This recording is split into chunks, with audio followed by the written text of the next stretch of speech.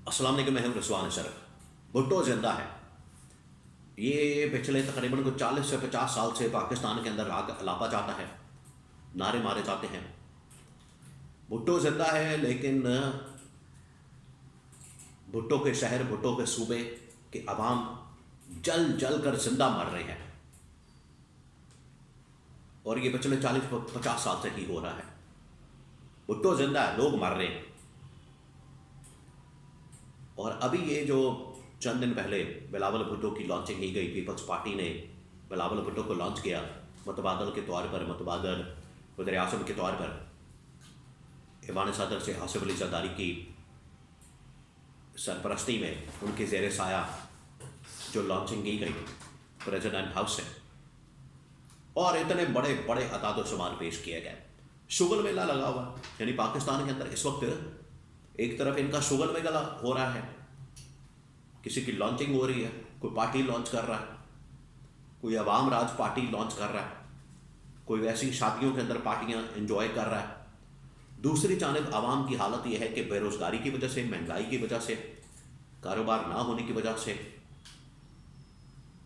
सियासी मुआशी अदम इस्तेहकाम की वजह से, और बची कुची कसर जो पाकिस्तान के अंदर इंसानों की वजह से हादसात रूनमा होते हैं, लोग उसकी भेंट चढ़ जाते हैं, लोग जिंदा जल जाते हैं, खुदकुशियां करने पर मजबूर हो जाते हैं।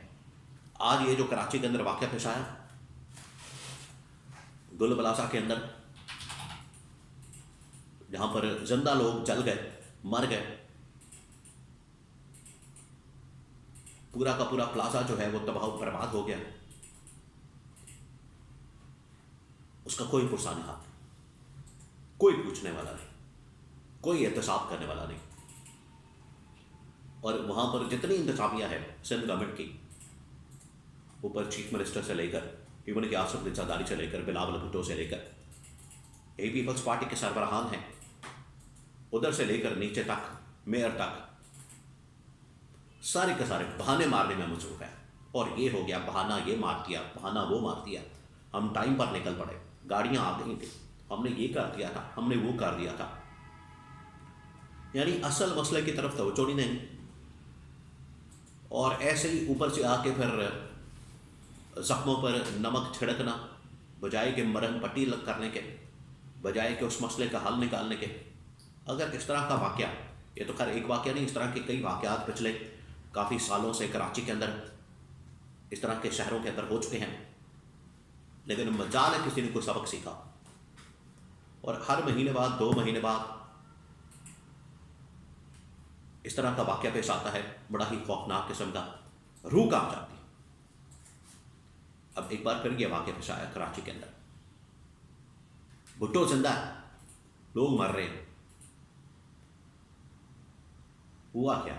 हुआ यह है कि कराची के अंदर ये एक गोल प्लाजा, जिस तरह से आपको पता है लाहौर के अंदर एक बड़ा मशहूर प्लाजा है हफीज़ सेंटर के नाम से, जहाँ पर इलेक्ट्रॉनिक्स की अशिया, मोबाइल, कंप्यूटर्स, इसका कारोबार होता है। बड़ा मशहूर प्लाजा है। कोई भी लाहौर का शख्स या पाकिस्तान का शख्स, खास तौर पर लाहौर का, आपको नहीं मिलेगा जिसको हफीज़ सेंटर का पता ना हो। हर एक को पता है। बिल्कुल इसी तरीके से कराची वालों को भी गुल प्लाजा का पता है, जिसके अंदर तकरीबन कोई 1000 से 1500 दुकानें, और अगर उनके अंदर फिर अफराद की बात की जाए तो 1000-1500 के अंदर फी दुकान 2 या 3 अफराद डाले जाएं तो ये तकरीबन कोई 3000, 3500 अफराद बन जाते हैं।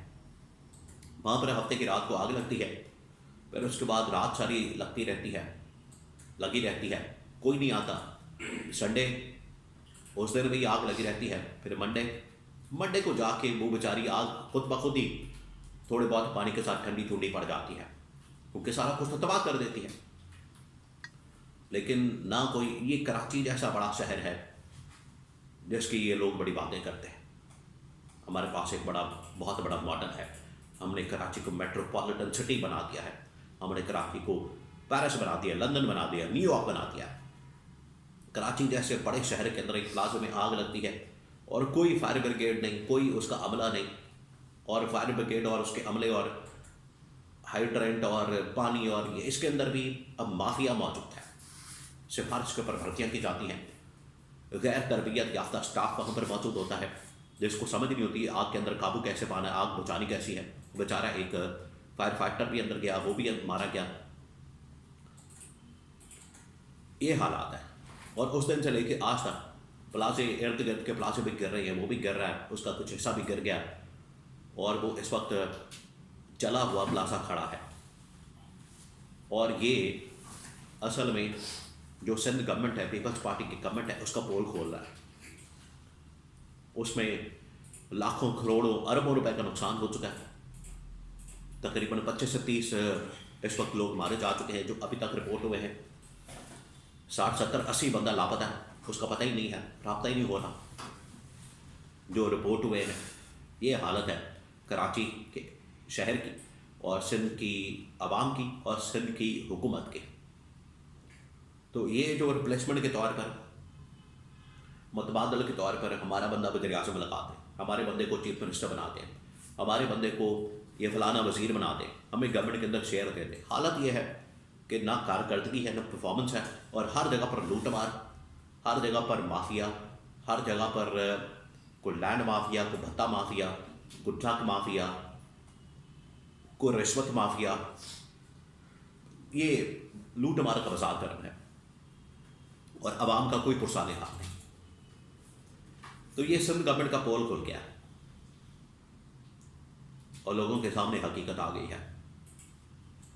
अब मैं आपको बताऊं, इससे लोग सबक नहीं सीखेंगे। ये सिंध गवर्नमेंट, पीपल्स पार्टी सबक नहीं सीखेगी। इसके ऊपर भी ये लोग बातें कर रहे हैं कि हमने तो बड़े टाइम पे पहुंचा दिया था, हम बड़े टाइम पे आ गए थे, गाड़ियां चल पड़ी थी, फायर ब्रिगेड आ गया था, इधर से पानी आ गया था, इधर से ये आ गया था। यानी दुनिया कहाँ से कहाँ पहुंच चुकी है और ये अभी तक इसी मसले के अंदर फंसे हुए हैं। अब इसके अंदर से सबक नहीं सीखेंगे। होगा क्या कि हर प्लाजे के लिए एक फायर ब्रिगेड के लिए या आग बुझाने के लिए बाकायदा NOC मिलना शुरू हो जाएंगे और उसके ऊपर भी रिश्वत, उसके ऊपर भी माल बनाया जाएगा और बगैर वहाँ पर इंतजामात के आग बुझाने के प्लाजे इसी तरह से काम करते रहेंगे और इसी तरह से लोग फिर प्लाजों के अंदर आग की नज़र होते रहेंगे। तो ये लम्हा फिक्रिया असल में।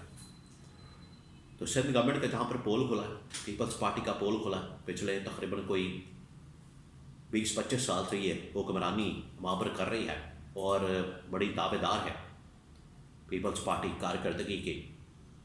ये उनकी टोटल औकात है। भुट्टो जिंदा है,